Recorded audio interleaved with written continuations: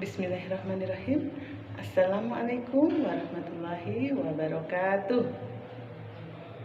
Alhamdulillah wassalatu wassalamu ala rasulillah wa ala alihi wa sahbihi ajmain. Asyhadu an la ilaha illallah wa asyhadu anna muhammadan abduhu wa rasuluh, amma ba'du.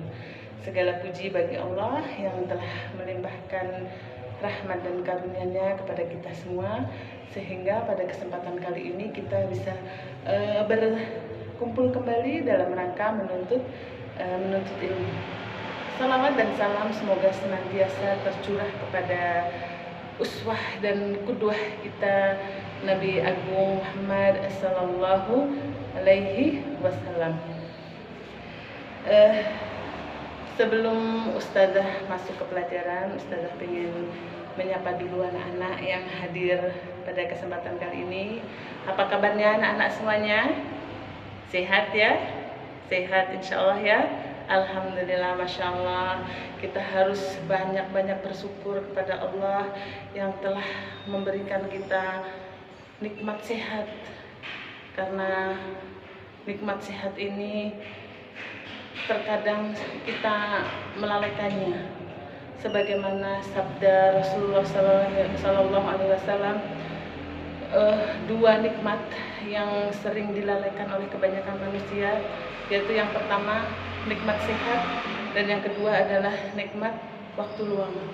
Jadi kita ketika diberi kesehatan, sudah selayaknya kita pun memperbanyak syukur kita kepada Allah. Kita seringnya merasakan sebuah nikmat ketika nikmat itu sudah tercabut dari diri kita. Betul ya anak-anak, seperti itu ya? Ya, contoh mudahnya saja ketika kita diberi mata, sering kita tidak sadar kalau kita punya mata. Kita sadar punya mata ketika sehatnya mata itu tercabut. Seperti terkena sakit belek saja misalnya, yang mudah ya, yang ringan, itu kita sudah Masya Allah rasanya tidak karuan, dan itu akan membuat kita berpikir ternyata nikmat sehat itu luar biasa sekali. Nikmat sehatnya mata itu sungguh sangat luar biasa sekali. Contoh lain, kaki kita, dengan diberikannya kaki kanan dan kiri yang sehat, maka kita akan banyak sekali bisa melakukan aktivitas, banyak sekali bisa melakukan kegiatan. Tapi ketika kaki kita sakit, kita tidak bisa berbuat apa-apa.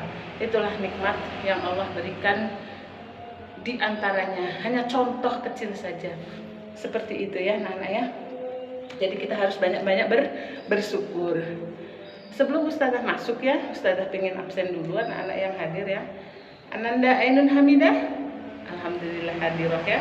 Ananda Anissa hadir juga diroh. Arum Wisudarini, Masya Allah hadir. Ananda Sartila hadir juga. Ananda Zulfa hadir. Nuril Tania hadiroh. Ananda Fadilawati hadir juga ya. Kemudian Triana, alhamdulillah, Masya Allah hadir semua hari ini ya. Alhamdulillah, berarti semuanya sehat ya, Masya Allah. Nah anak-anak, hari ini kita akan masuk pada pembahasan bagaimana tata cara mengkafani jenazah, seperti itu ya. Buku yang masih sama seperti pertemuan kemarin, yaitu buku Ahkamul Janaiz, buah karya Syekh Albani. Namun sebelum Ibu masuk ke materi, Ibu ingin membahas dulu pertemuan yang lalu, yaitu bagaimana penanganan awal terhadap jenazah yang baru saja meninggal. Setelah sebelumnya orang yang meninggal ini kita talkin seperti itu ya, dan kita pastikan dia itu sudah meninggal, maka yang harus pertama kita lakukan apa ya kemarin ya? Iya, memejamkan mata jenazah. Kemudian yang kedua, mendoakannya. Yang ketiga apa? Merapatkan mulutnya. Merapatkan mulutnya ini bisa dengan mengikat kain ya, dari bawah dagu kemudian sampai ke atas kepala seperti itu. Kemudian yang keempat, melemahkan sendi-sendi mayat. Yang kelima, menutup seluruh tubuh jenazah. Yang keenam, meletakkan pemberat gitu ya di atas perutnya. Ini tujuannya agar perut jenazah tersebut tidak bengkak atau mengembang. Kemudian jenazah tersebut diletakkan di atas pembaringan.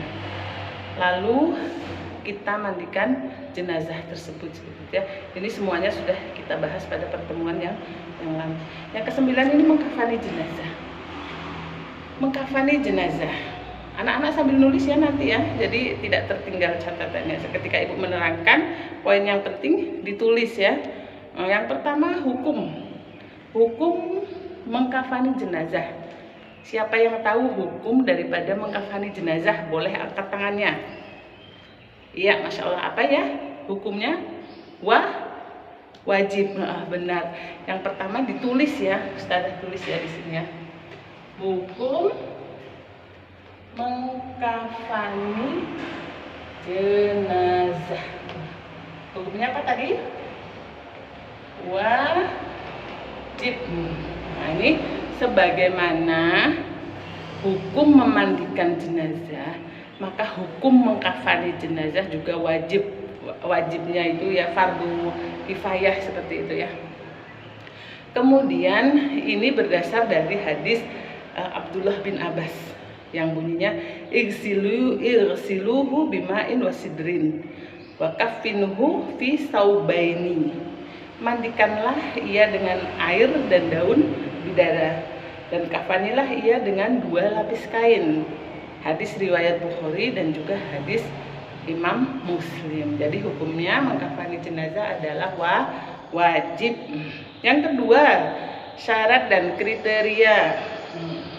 Ditulis ya. Syarat dan kriteria. Yang pertama, syaratnya kain kafan itu dibeli dari harta si mayit. Dibeli dari harta si mayit. Jadi harta si mayit ini sebelum dibagikan kepada ahli warisnya, kita ambil dulu untuk membeli kain kafan seperti itu. Kemudian setelah memberikan kafan, dibayarkan dulu hutang-hutang jenazah tersebut. Setelah dibayarkan, maka kemudian baru sisanya harta waris ini dibagi-bagikan untuk yang berhak. Yang kedua, berwarna apa ya kain kafan? Sunahnya berwarna apa? Pelangi. Berwarna putih. Berwarna putih ya, kain kafan ini sunahnya berwarna putih. Pakailah pakaian berwarna putih dan kafanilah mayat dengan warna putih, karena itu sebaik-baik pakaian. Jadi pakaian yang paling baik itu pakaian yang putih. Ini untuk laki-laki ya. Kalau untuk akhwat atau ummahat, ini pakaiannya yang warnanya gelap yang tidak menimbulkan syahwat atau menarik perhatian ya. Hukumnya yang putih ini sunnah ya, betul. Hukumnya kain kafan berwarna putih itu sunnah. Kemudian yang ketiga yaitu jenis bahan yang digunakan. Jenis bahan yang digunakan itu tidak harus dengan bahan tertentu gitu ya. Memang ada kriteria kain yang digunakan sebaiknya kain yang bagus. Tapi jangan salah makna, kain yang bagus di sini tidak harus mahal. Yang penting kain yang bagus itu menutup seluruh aurat atau tubuh jenazah, itu ya yang pentingnya. Kemudian juga tidak transparan. Di sini ada sebuah hadis nih. Idza kafana ahadukum akhahu falyuhsin kafanahu. Jika ada salah satu dari kalian mengkafani jenazah, hendaklah memperbagus kain kafannya. Nah, di sini nih memperbagus kain kafannya itu maksudnya itu salah satunya adalah menutup aurat atau menutup seluruh tubuh dari atas kepala hingga kaki si jenazah, seperti itu ya. Dan ini bisa terjadi jika kain itu panjang dan lebar tentunya ya, seperti itu. Nah, kemudian timbul satu pertanyaan, Ustazah gimana kalau kain kafannya enggak cukup Ustazah? Nah, ada kan seperti itu ya. Nah ini pernah terjadi dulu di zaman Rasulullah ya, ketika meninggalnya Mus'ab ya, Mus'ab bin Umair, yang beliau itu meninggal di perang Uhud. Beliau itu dikafani, kain kafannya itu ketika ditutupkan ke kepala maka kakinya tidak kelihatan, kakinya terlihat atau kakinya nampak. Kalau kakinya yang ditutup, kepalanya yang nampak gitu kan. Maka Rasulullah memerintahkan untuk menutup kepalanya dan membiarkan kakinya terlihat dan dibungkus dalam keadaan seperti itu. Kemudian kakinya ini, kaki Mus'ab bin Umair ini ditutupi dengan daun idkhir. Daun idkhir itu daun yang boleh ditebang dan dia itu berduri seperti itu ya. Kemudian jumlah kain kafan, poin yang ketiga. Jumlah kain kafan. Nah, jumlah kain kafan ini berapa anak-anak ya? Berapa? Ada yang 2, ada yang 3, ada yang 5. Yang benar berapa ini? Ya, jadi pada asalnya penggunaan kain kafan ini tidak ada bedanya antara laki-laki dan perempuan ya. Semuanya berjumlah berapa? 3 lembar kain kafan seperti itu ya. Namun ketika jenazahnya ini jenazah perempuan, ketika dibungkus mungkin dengan jumlah kain kafan yang sama, itu akan ada bagian-bagian tubuh yang masih nampak atau masih terlihat, maka boleh ditambah dengan 2 lembar kain lagi biar tidak nampak seperti itu ya. Tapi hukum asalnya kain kafan yang digunakan berapa? 3 ya, 3. Ini yang mengatakan 5 boleh 5 kain lembar itu, yang mengatakan 5 kain lembar jumlah untuk kain wanita itu jumhur ulama, dan ini dalilnya lemah seperti itu ya. Nah, di sini hadisnya yaitu hadis riwayat Aisyah, Rasulullah dikafankan dengan 3 kain putih suhuliyah dari Kursuf. Kain ini berasal dari daerah Yaman di sana ya, tanpa gamis dan juga tanpa imamah atau tanpa udeng-udeng gitu ya. Nah, kemudian disunahkan memberikan minyak wangi di setiap lapisnya seperti itu. Disunahkan memberikan minyak wangi di setiap lapisnya seperti itu. Nah, ini poin yang istilahnya perlu kita perhatikan ya. Kemudian ada lagi tambahan ya, untuk jenazah yang tidak dikafani. Nah, seperti itu ya. Ini ada 2 jenis atau 2 macam orang yang tidak dikafani atau dibiarkan saja, yaitu yang pertama, ketika ada orang yang meninggal syahid maka tidak dimandikan dan tidak dikafani. Begitu juga orang yang berihram. Yang berihram itu dia tidak dikafani dan dia juga tidak diberikan minyak wangi seperti itu ya. Nah, nanti kita tinggal praktek ya anak-anak. Insya Allah untuk praktek akan ada video yang Ustazah tayangkan, nanti anak-anak bisa melihat dan nanti insya Allah kita bisa praktek. Prakteknya mudah, tidak macam-macam. Kalau sebenarnya kalau yang sesuai tuntunan sunnah itu cuman talinya itu diletakkan dulu di bawah. Talinya itu ada 5 ya di bawah. Kemudian di atasnya dikasih 1 lembar kain kafan, kemudian dikasih minyak wangi, kemudian lembar kedua, kemudian dikasih minyak wangi lagi, kemudian lembar ketiga, kemudian dikasih minyak wangi lagi seperti itu. Nah, setelah itu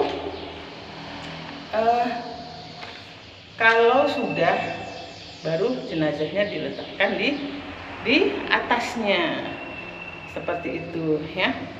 Lalu ada sunah-sunah yang lain, yaitu di setiap sujud jenazah itu juga dikasih minyak wangi, yaitu di dahi, 2 telapak tangan, 2 lutut dan 2 jari jemari kaki seperti itu.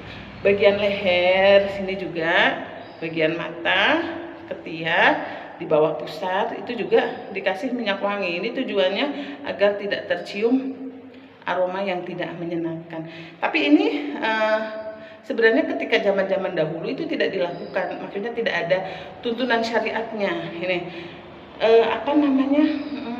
ketika meletakkan minyak wangi tersebut itu, atau ketika disunahkan ada juga yang meletakkan kapas gitu ya di mata seperti itu, atau di mana itu sebenarnya tidak ada tuntunannya. Cuman ketika dari lubang mata atau dari hidung, dari mulut atau dari telinga keluar cairan, itu memang zaman dahulu itu dilakukan dengan cara menutup lubang-lubang tersebut dengan kapas. Tapi ketika tidak keluar cairan apa-apa, maka itu tidak dilakukan oleh para ulama